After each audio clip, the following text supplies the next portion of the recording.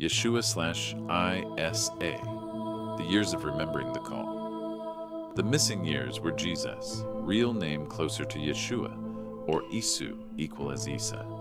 In night, desert horizon under stars, wind over sand, a boy's silhouette.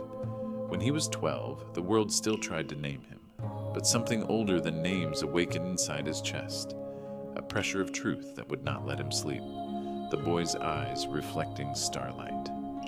Some days after that, he left Judea and traveled across multiple ancient mystery schools to prepare his body and consciousness for what he came to do. He was undergoing direct, forbidden initiations into cosmic knowledge. Egypt, the door of stone. He studied in the remnants of ancient Egyptian mystery schools, learned light body activation, chakras mastery, and frequency healing. Dawn, ancient Egypt, river mist. The boy enters a temple corridor, footsteps on stone, faint hum. Egypt did not teach belief. Egypt taught structure, not worship, alignment. Here, the mystery schools didn't ask what you think. They asked what you can hold without shaking. The keeper draws a symbol in sand. It's wiped away by wind instantly. The world is written and erased in the same breath. The pyramid device. Amplification. Inside a great pyramid chamber. Torchlight. Geometry. Still air. Deep resonant tone, like a living bell. The pyramid was not a tomb. It was a tuning chamber. A geometry that trained the nervous system to carry more light without collapsing into fear. Yeshua sits in meditation, slow inhale, exhale, his heartbeat steadies. They taught him the first law of mastery. Your body is not you. It is the instrument you must learn to play. Light body lesson, Merkaba, a dark room, a single oil lamp, subtle shimmering around his chest and head. Soft, high harmonic tones, layered over silence. They spoke of the Merkaba, not as fantasy, but as coherence. A field you build when mind, heart, and breath stop fighting each other. When the inner noise ends, the signal begins. The keeper holds two hands near Yeshua's sternum and forehead. No touch, just sensing. Keeper, you don't force the field. You become worthy of it. Departure, the trade routes. Sunset, caravan, dust, a map drawn on cloth, footsteps, camels, wind, faint flute. At 18, he left Egypt with nothing the world could steal. No titles, no crown, only the discipline of presence and the secret that reality answers the one who is steady enough to listen.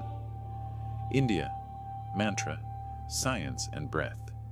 He traveled via ancient trade routes eastward into India, when he learned and studied Vedic teachings, mantra science and energy body mastery, with yogis and monks. Temple steps, rain, incense smoke, a teacher demonstrating breath blocks. Breath, rhythmic chant, rain. In India, they trained breath like a sword, slow, precise, unstoppable. Mantra wasn't a prayer, it was a code, a sound that reorganized the mind so the heart could finally lead. Breathe, master. Don't chase power. Become clean. Power arrives by itself. Yeshua practices sweat, shaking, then stillness. There are ancient records in India referring to a being called Isa or Isa, a holy man from the West who studied the ancient spiritual sciences and challenged the local caste systems. Nepal and Tibet. Third eye and stillness. There he learned about karma, reincarnation, oneness, consciousness. He also practiced breathwork, meditation, and third eye opening to cheeks, Himalayan pass, snow, monastery bells. In the cold mountains, they called him Isa, a man from the West with eyes like fire and a mind like sky. Here, the lesson was not technique, it was emptiness. Snow Monk says, your thoughts are weather, you are the mountain. He brow centers subtly pulsing as he rests in stillness. The miracle principle, matter as response. A sick villager, subtle, respectful. Yeshua kneels, calm, hands near the body, not dramatic. They taught him what later generations would call miracles, but it was never a performance. It was resonance, a coherent field touching a disordered field, until order remembered itself. The villager exhales and relaxes. No flashy effects, just a visible shift. Return, age 30, / the final line. Yeshua, older now, walking alone toward a sunrise, Judea's silhouettes in the distance. At 30, he returned, not to start a religion, but to ignite a memory. The kingdom is within you. And when you remember that, the world stops controlling you, because the world was never outside you. Coherence is the gate. Fear is the lock.